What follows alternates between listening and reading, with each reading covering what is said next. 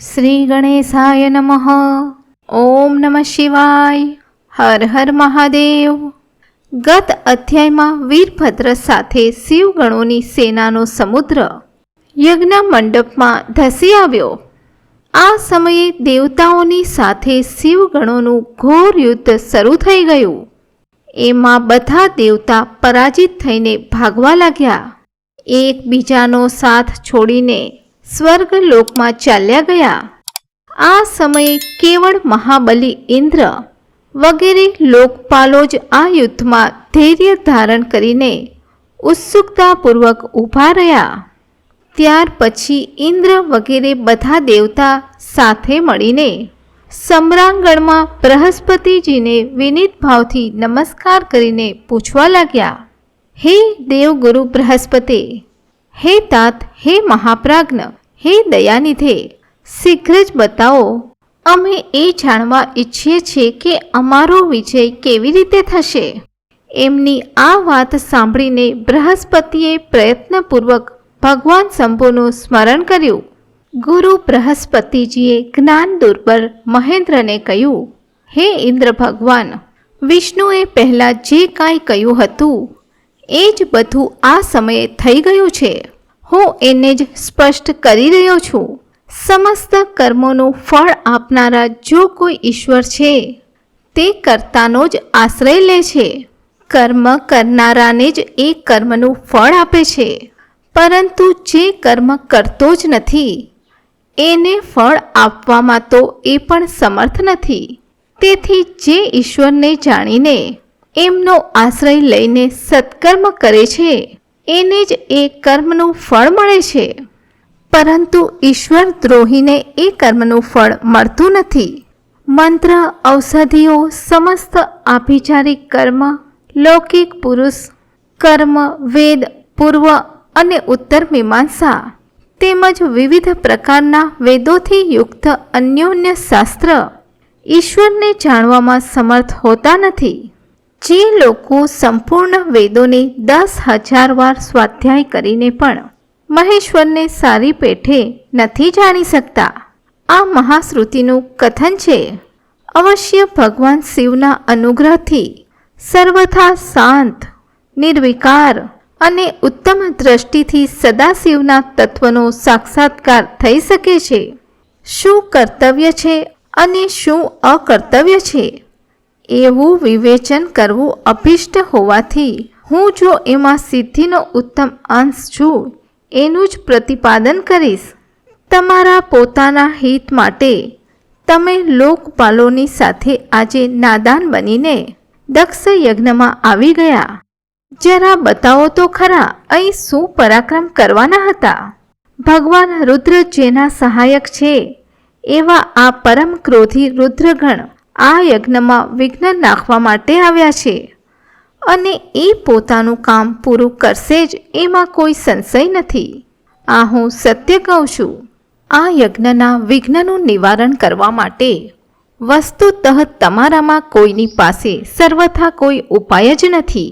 બૃહસ્પતિની આ વાત સાંભળીને ઇન્દ્ર સહિત સમસ્ત લોકપાલ બહુ ચિંતામાં પડી ગયા. ત્યારે મહાવીર રુદ્રગણોથી ઘેરાયેલા વીરભદ્રે મનમાં ને મનમાં ભગવાન શંકરનું સ્મરણ કરીને ઇન્દ્ર વગેરે લોકપાલોને ધમકાવ્યા અને એ પછી રુદ્રગણોના નાયક વીરભદ્રએ રોષે ભરાઈને તરત જ સંપૂર્ણ દેવતાઓને તીખા તમતમતા બાણોથી ઘાયલ કરી દીધા. એ બાણોનો માર ખાઈને ઇન્દ્ર વગેરે સમસ્ત સુરેશ્વર ભાગતા ભાગતા 10 દિશાઓમાં પલાયન કરી ગયા. જ્યારે લોકપાલો જતા રહ્યા અને દેવતાઓ ભાગી ગયા ત્યારે વીરભદ્ર પોતાના ગણો સાથે યજ્ઞશાળાની સમીપ ગયા. એ વખતે ત્યાં વિદ્યમાન સમસ્ત ઋષિઓ અત્યંત ભયભીત થઈને પરમેશ્વર શ્રી હરિને રક્ષાની પ્રાર્થના કરવા માટે અચાનક નતમસ્તક થઈને શીઘ્ર જ બોલ્યા, હે દેવદેવ, હે રમાનાથ, હે સર્વેશ્વર, હે મહાપ્રભો, આપ દક્ષના યજ્ઞની રક્ષા કરો. તમે જ યજ્ઞ છો એમાં કોઈ સંશય નથી. યજ્ઞ આપનું કર્મ, રૂપ અને અંગ છે. તમે યજ્ઞના રક્ષક છો. તેથી દક્ષ યજ્ઞની રક્ષા કરો. તમારા સિવાય બીજો કોઈ એનો રક્ષક નથી. આ વચન સાંભળીને બ્રહ્માજી સહિત ભગવાન વિષ્ણુ વીરભદ્રની સાથે યુદ્ધ કરવાની ઈચ્છા રાખીને ચાલ્યા.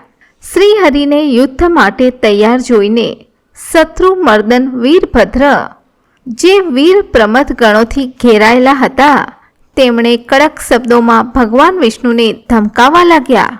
વીરભદ્રની આ વાત સાંભળીને બુદ્ધિમાન દેવેશ્વર વિષ્ણુ ત્યાં પ્રસન્નતાપૂર્વક હસતા હસતા બોલ્યા, આજે તમારી સામે હું જે કાંઈ કહું છું એ સાંભળો.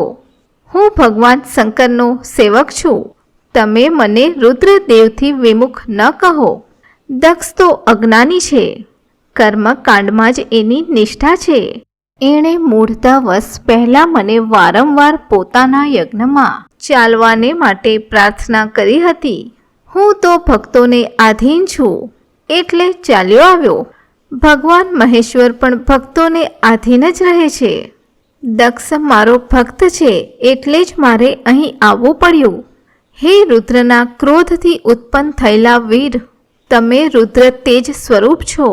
ઉત્તમ પ્રતાપના આશ્રય છો. મારી પ્રતિજ્ઞા છે કે હું તમને આગળ વધતા રોકું અને તમે મને રોકો. પરિણામ એ જ હશે કે જે થનાર છે તે થઈને જ રહેશે. હું માત્ર મારું પરાક્રમ કરીશ. ભગવાન વિષ્ણુનું આવું કહેવાનું સાંભળીને મહાબાહુ વીરભદ્ર હસીને બોલ્યા, આપ મારા પ્રભુના પ્રિય ભક્ત છો એ જાણીને હું પ્રસન્ન છું. આટલું કહીને ગણનાયક વીરભદ્ર હસવા લાગ્યા અને વિનયથી નતમસ્તક થઈને ખૂબ જ પ્રસન્નતાની સાથે શ્રી વિષ્ણુદેવને કહ્યું, હે મહાપ્રભો, મેં આપના અંદરના ભાવની પરીક્ષાને માટે જ કઠોર વાત કરી હતી. હવે હું તમને સાચી વાત કહું છું. હે હરે, જેવા શિવ છે તેવા જ આપ છો અને જેવા તમે છો તેવા જ શિવ છે, આવું વેદ કહે છે. અને વેદોનું આ કથન શિવની આજ્ઞા અનુસાર જ છે. હે રમાનાથ, ભગવાન શિવની આજ્ઞાથી અમે બધા લોકો એમના સેવક જ છીએ. તેમ છતાં મેં જે વાત કહી છે તે આ વાદ વિવાદના અવસરને અનુરૂપ જ છે.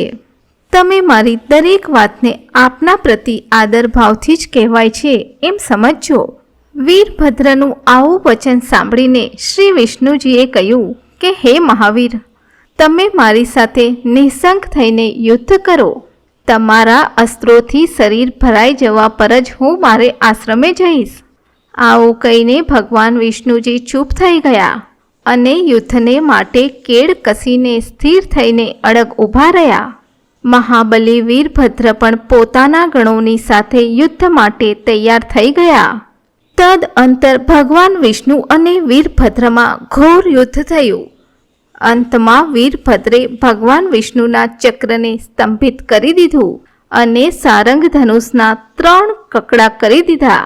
ત્યારે બ્રહ્માજી દ્વારા અને સરસ્વતી દ્વારા બોધિત થયેલા શ્રી વિષ્ણુએ મહાન ગણનાયક વીરભદ્રને અસહ્ય તેજથી સંપન્ન જાણીને ત્યાંથી અંતર્ધ્યાન થવાનો વિચાર કર્યો.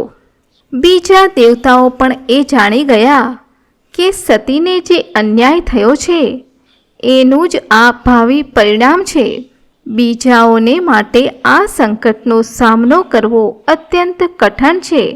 આ જાણીને તે બધા દેવતા પોતાના સેવકો સાથે સ્વતંત્ર સર્વેશ્વર શિવનું સ્મરણ કરીને પોતપોતાના લોકમાં ચાલ્યા ગયા. અને બ્રહ્માજી પણ પોતાના પુત્ર દક્ષના દુઃખથી પીડિત થઈ સત્યલોકમાં ચાલ્યા ગયા અને અત્યંત દુઃખથી આતુર થઈને વિચારવા લાગ્યા કે હવે મારે શું કરવું જોઈએ. બ્રહ્માજી તથા વિષ્ણુના ત્યાંથી ચાલ્યા જવાથી મુનિઓ સહિત સમસ્ત યજ્ઞને આધારે રહેનારા દેવતાઓ શિવગણો દ્વારા પરાજિત થઈને ભાગી ગયા. આ ઉપદ્રવ જોઈને મહાયજ્ઞનો વિધ્વંસ નિકટ જાણીને એ યજ્ઞ દેવતા પણ અત્યંત ભયભીત થઈ મૃગનું રૂપ ધારણ કરીને ત્યાંથી ભાગ્યા. યજ્ઞને મૃગના રૂપમાં આકાશ તરફ દોડતા જોઈને વીરભદ્રે એને પકડી લીધો અને એનું મસ્તક કાપી લીધું. પછી એમણે મુનિઓ તથા દેવતાઓના અંગ ભંગ કરી દીધા અને ઘણાને મારી નાખ્યા. પ્રતાપી મણિભદ્રે ભૃગુને ઉંચકીને નીચે પછાડ્યા અને એમની છાતીને પગથી દબાવીને તત્કાળ જ એમની દાઢી તથા મૂછો ઉખાડી લીધી. ચંડે બહુ જ વેગથી પૂસાના દાંત પાડી નાખ્યા, કેમ કે પૂર્વકાળમાં જે સમયે મહાદેવજીને દક્ષ દ્વારા ગાળો અપાઈ હતી એ સમયે આ પૂસા દાંત દેખાડીને હસતા હતા.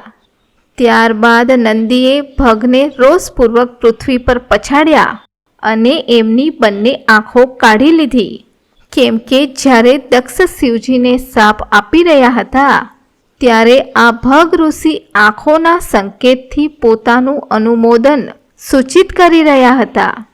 ત્યાં રુદ્ર નાયકોએ સ્વધા સ્વાહા અને દક્ષિણા દેવીઓની બહુ જ દુર્દશા કરી.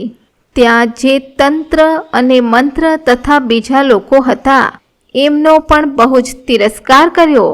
બ્રહ્મપુત્ર દક્ષ ભયનો માર્યો અંતર્વેદીની અંદર સંતાઈ ગયો. વીરભદ્રે એનો પત્તો મેળવીને એને બળપૂર્વક પકડી લાવ્યા. પછી એમના બંને ગાલ પકડીને એના મસ્તક પર તલવારથી આઘાત કર્યો, પરંતુ યોગના પ્રભાવથી દક્ષનું માથું અભેદ થઈ ગયું હતું એટલે એને કાપી શકાયું નહીં.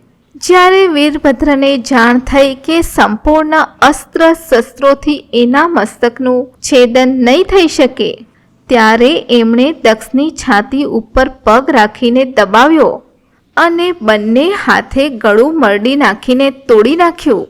પછી શિવદ્રોહી દુષ્ટ દક્ષના એ માથાને ગણનાયક વીરભદ્રે અગ્નિકુંડમાં પધરાવી દીધું.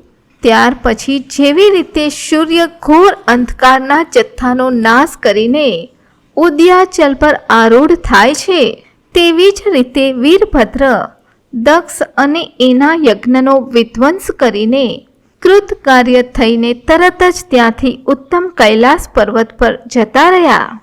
વીરભદ્રને કામ પૂરું કરીને આવેલા જોઈને પરમેશ્વર શિવ મનમાં ને મનમાં બહુ સંતોષ પામ્યા અને એમણે એને વીર પ્રમથગણોના અધ્યક્ષ બનાવી દીધા. ઓમ ઉગ્રાય નમઃ. ઓમ કપર્દિને નમઃ. ઓમ કાલકાલાય નમઃ.